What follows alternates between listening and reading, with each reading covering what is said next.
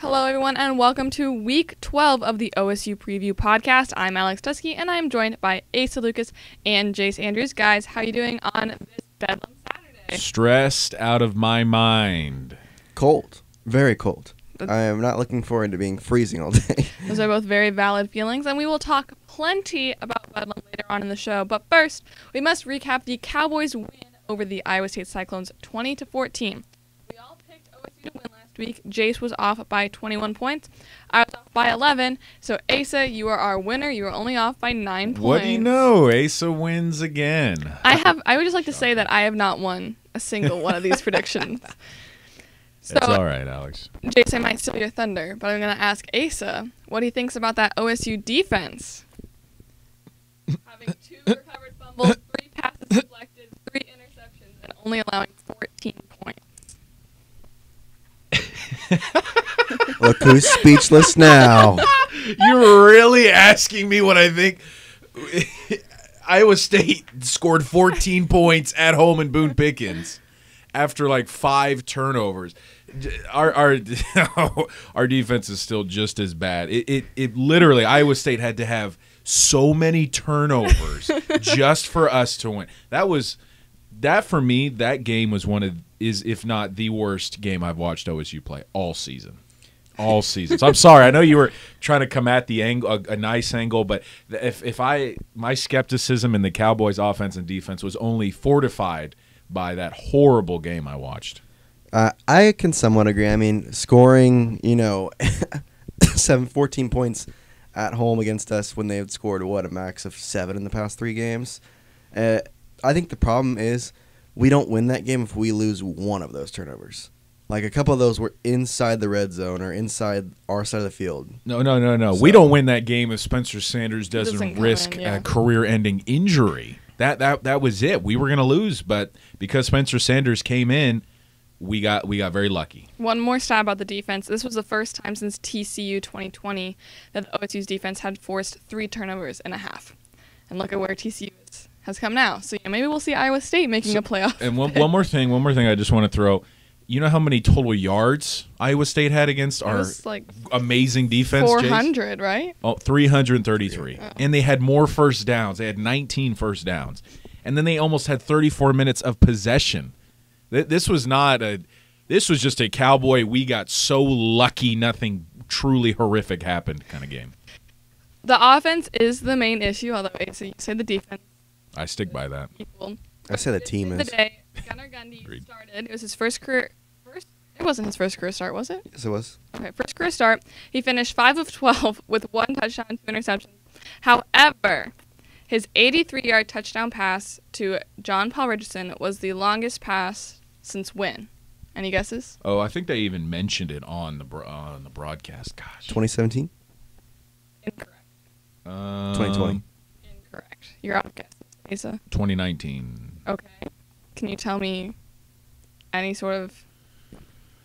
I'm going to guess Spencer Sanders against, we'll say Kansas.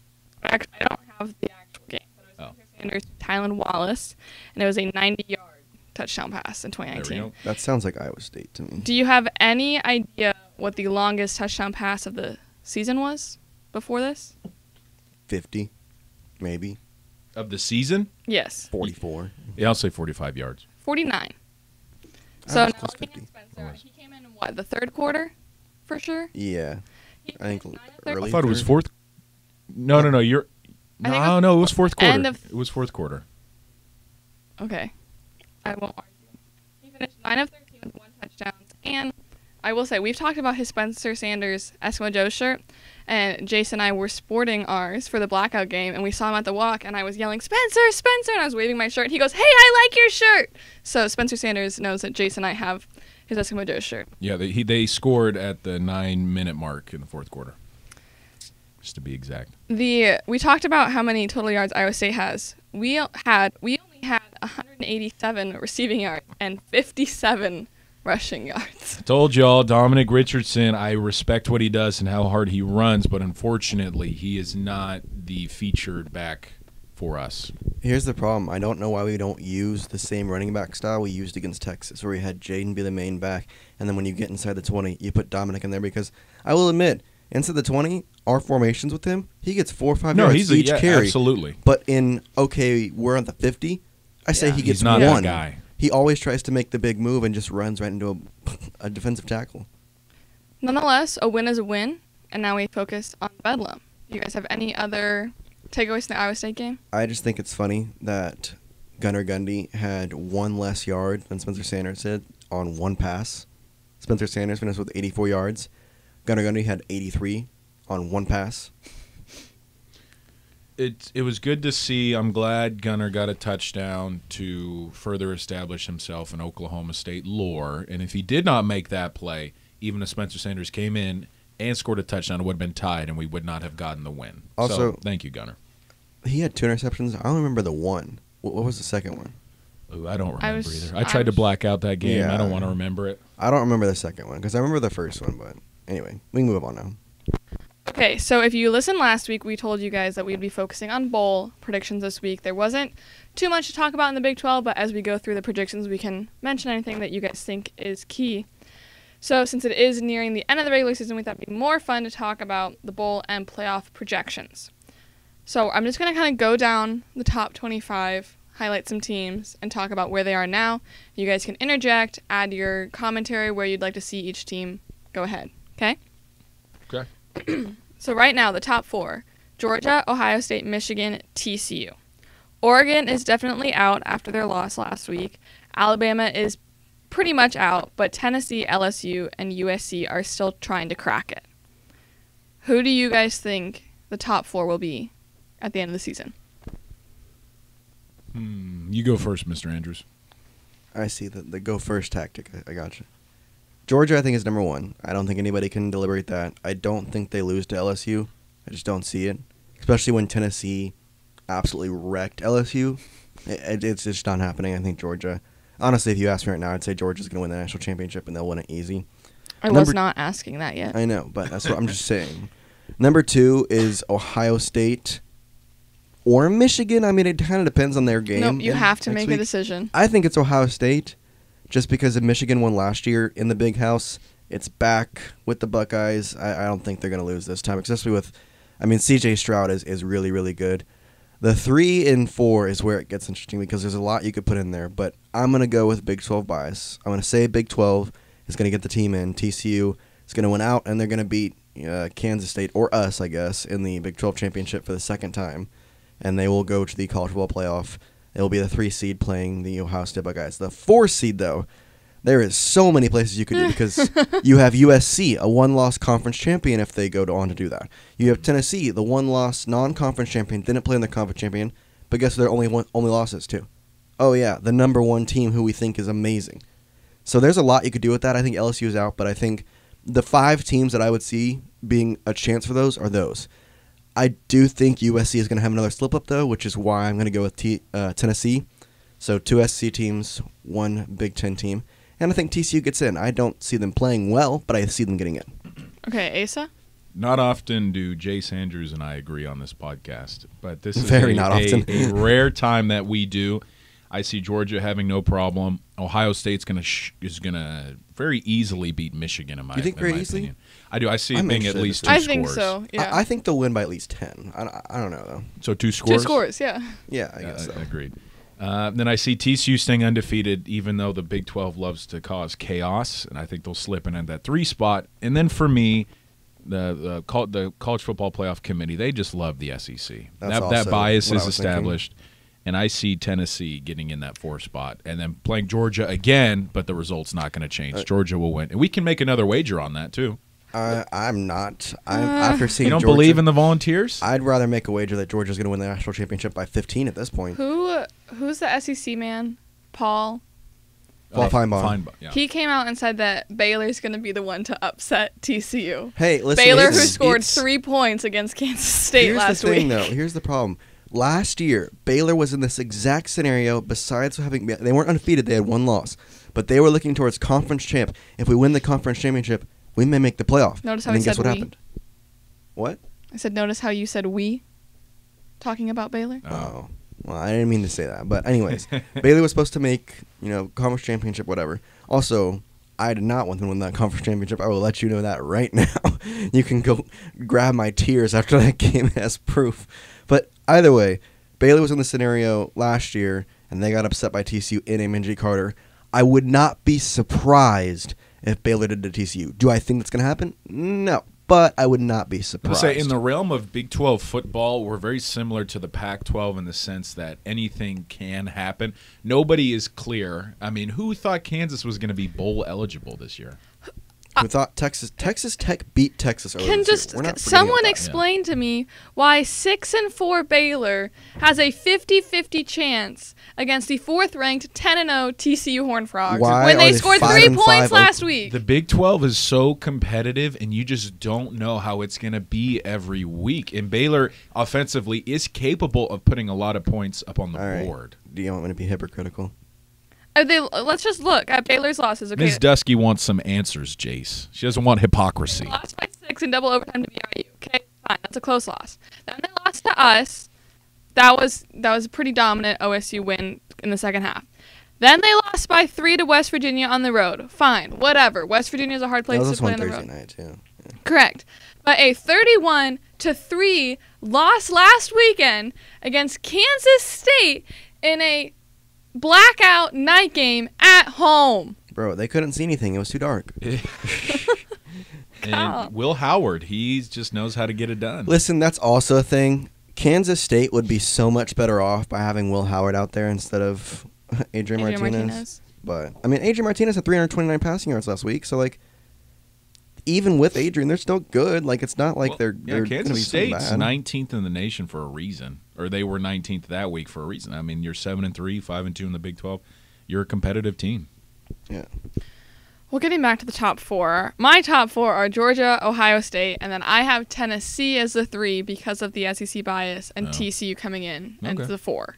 Yeah. So we all pretty much We have the agree. same teams, yeah. Yeah. Either way, TCU's going to lose. So. Going back down the rankings, Kansas State is at 15. So let's talk about the Big 12 championship. Jace, I know you've already kind of mentioned it. So if we win out, which would be winning Bedlam today and beating West Virginia at home next week, and Kansas State loses out, we go to AT&T for a rematch against TCU in the Big 12 championship. Kansas State today is taking on West Virginia on the road, and next week plays Kansas at home. I don't see them going 0-2 in those next 2 games. You could make an argument the Sunflower Showdown, because I think that's going to be a primetime game. Yeah. And the rivalries in college football always can go 50-50. West Virginia, though, even though they're good, and this kid, I was watching him play against Oklahoma last week, Green, I think it's Bryce Green? Garrett Green.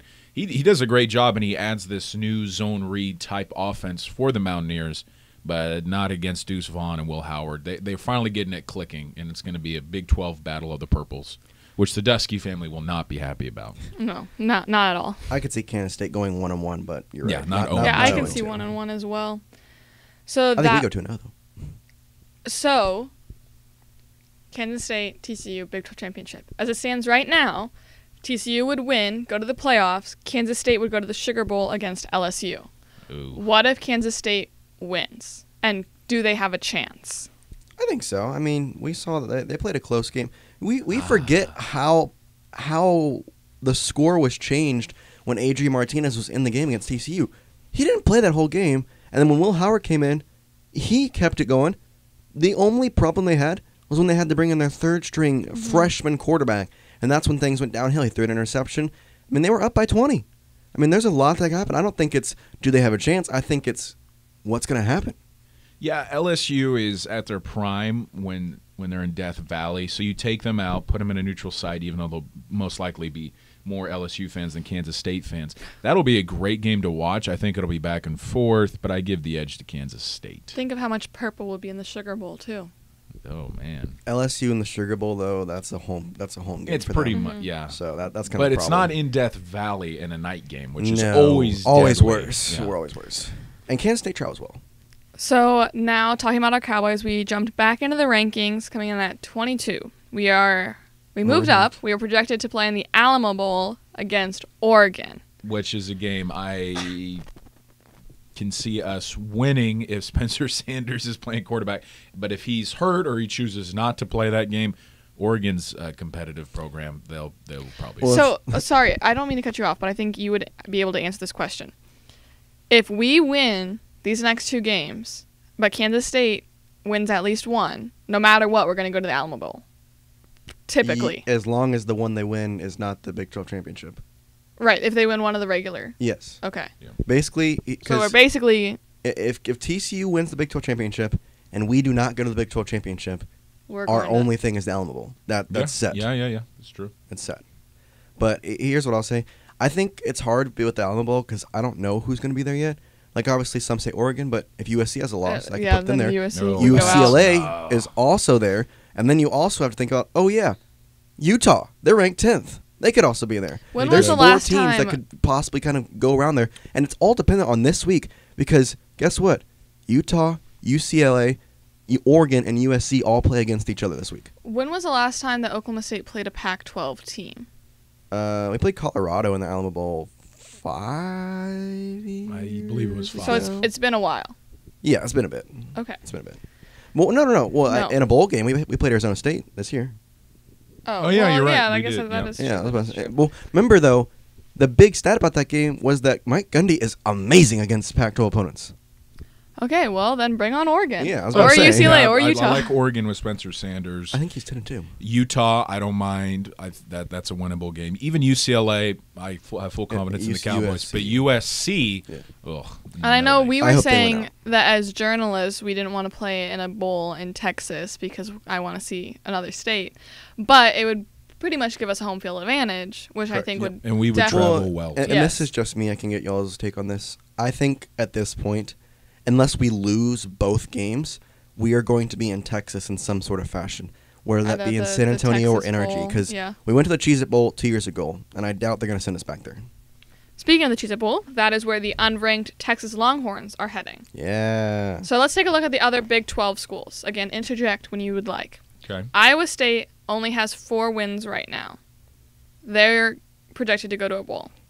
OU, who also only has 5 wins, projected to go to a bowl. Kansas and Baylor, who are both eligible, will go to a bowl. So that leaves West Virginia, who needs to win both games, including the one against us next weekend, to be eligible, and Texas Tech, who just needs one more win.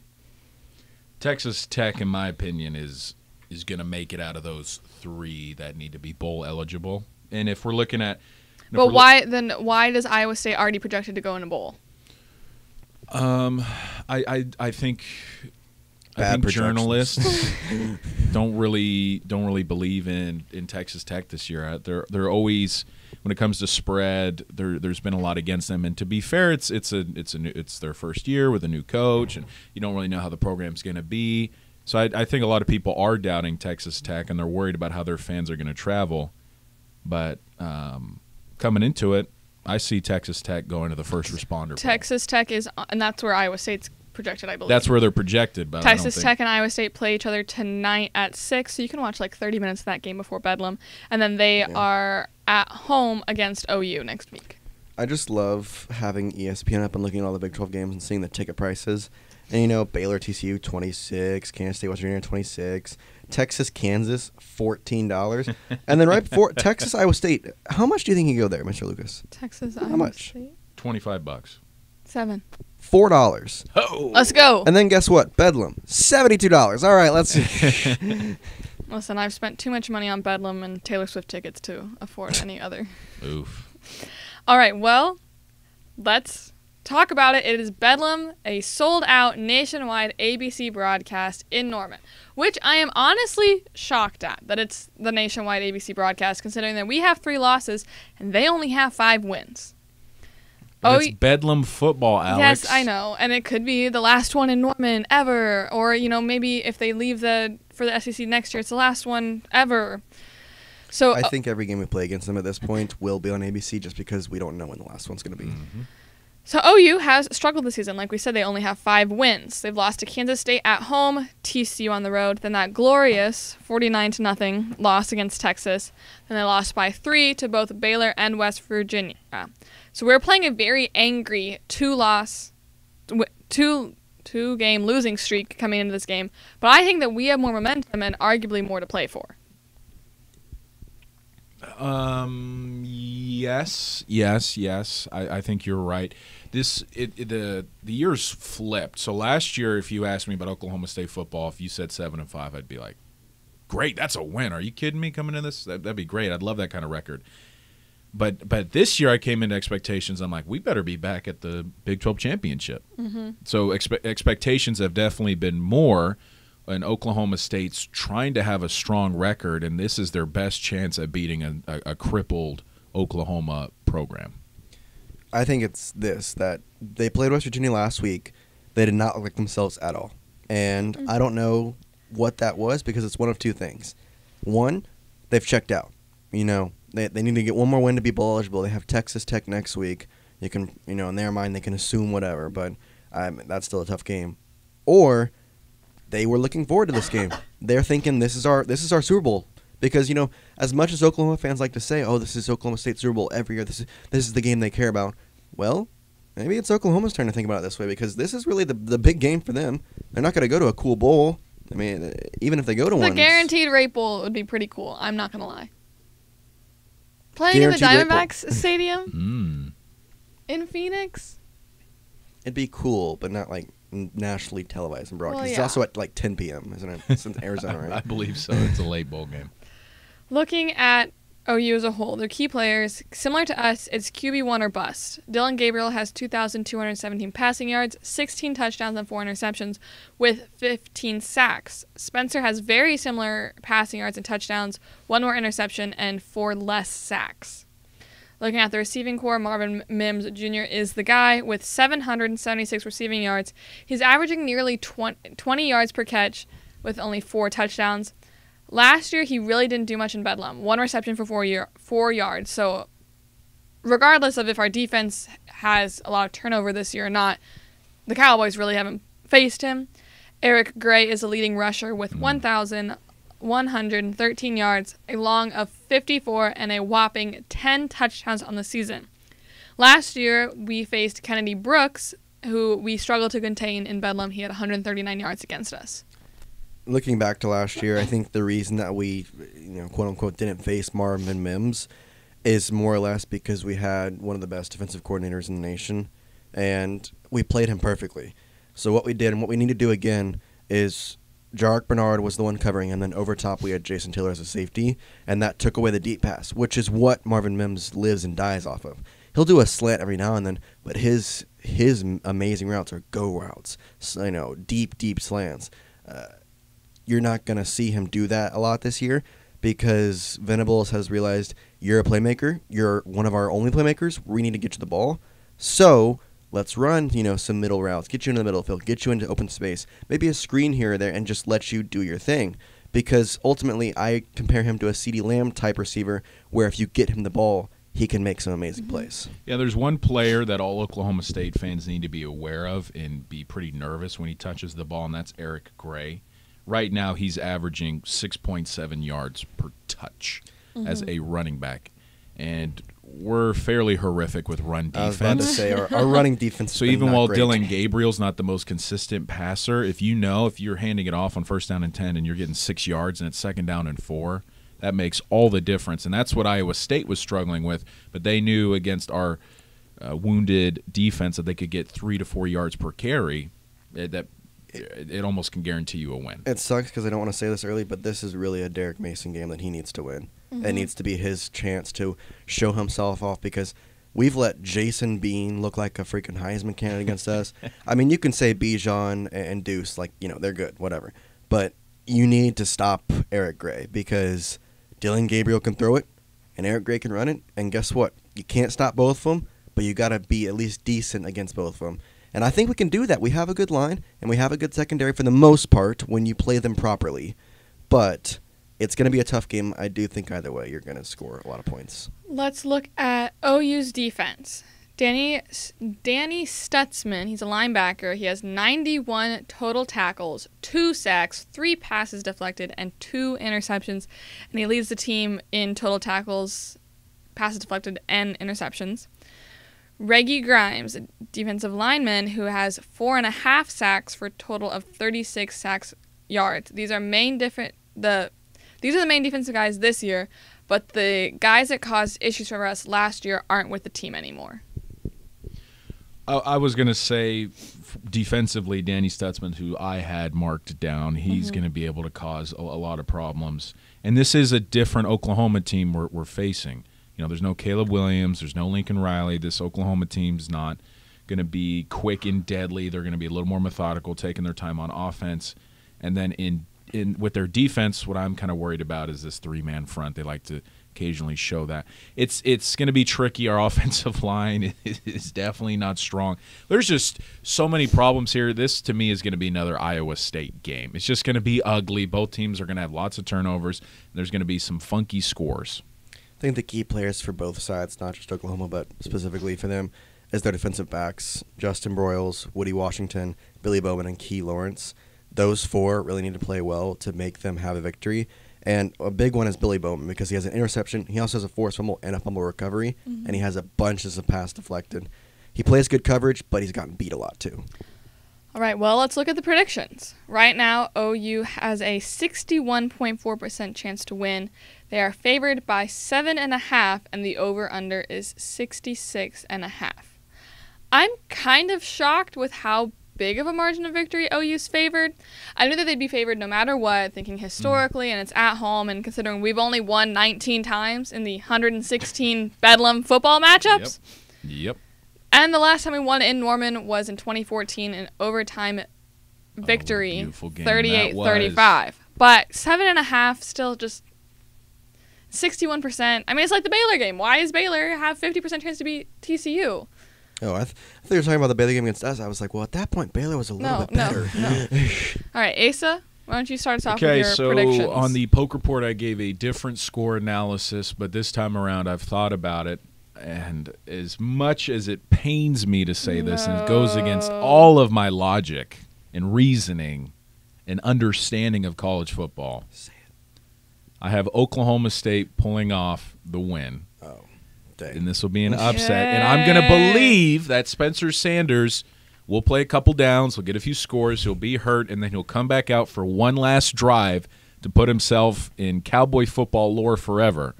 I have Oklahoma State winning 26-23. I need Spencer to start the game. Because remember, he needs 2 more wins as a starting quarterback to break the record. So you need him to start and win. Well, yeah, that's true. So that's what I have. Cowboys winning 26-23. I 22 or 23? Huh? 26 to 23. 23. Okay, sorry. Yep. Mr. Lucas, I can't believe you're not going to take one for the team, man. What happened last time you picked against us? In a big game. True. This is Jace, you guys this is true, but I want my record here. I want to win. All right. Well, I'm looking at OU. They're a good team. They have a good offense. Is Jace going to be the Debbie Not Downer? so much a good defense. 2-5 conference record. Not so hot, is it? Especially when you lose to West Virginia last week. I don't like that Oklahoma's favored by that much, but at the same time I do because I think Spencer Sanders, I think Dominic Richardson, I think Jason Taylor is seeing this and saying, what in the world? We're 7-3. We're ranked. That's kind of what I'm thinking too. Playing a 5-5 Oklahoma team that is down on one knee. Oklahoma State's winning this game. I don't think it's going to be by much. I'm sticking with the same scores I had on the poke board. If you watch that, 27-24. I think Oklahoma State wins by a field goal, but we're up by 10, and they just score a touchdown late to make it 3 points. Okay. But I do see us winning. It just pains me that they're favored by that much. I agree with that. I arguably say that our team has a better chance to win this year than we did last year. Just by looking at the decline of OU. Not necessarily the improvement of our team. Well, there's been no improvement. If you said that in the third quarter with about, 7 minutes to go last year, I thought, oh, yeah. But, at the end of the game, I was like, this was supposed to happen. Agreed.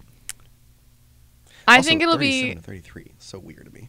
I think it'll be close. Low. I'm taking the under. I mean, last year's 37-33 victory was kind of high considering the caliber of our defense.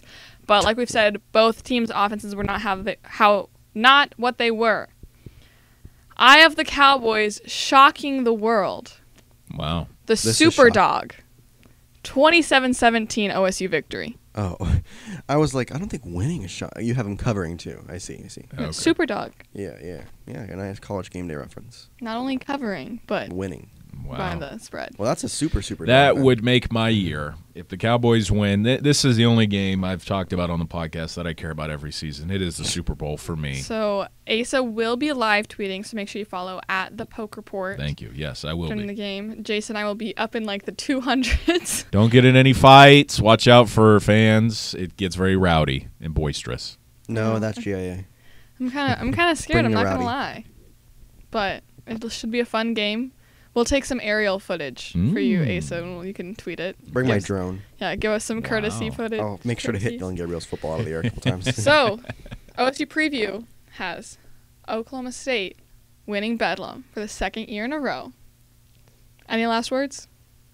2001, 2002 was a great 2 years. I say 2021, 2022 can top that. This all comes down Oh. to Spencer Sanders. This is the game, Spencer. You win this one. Like I said, you will be considered the greatest Oklahoma State quarterback of all time. All the history you've had, all the turnovers, everyone's going to forget that if you can win this game. That's my last piece.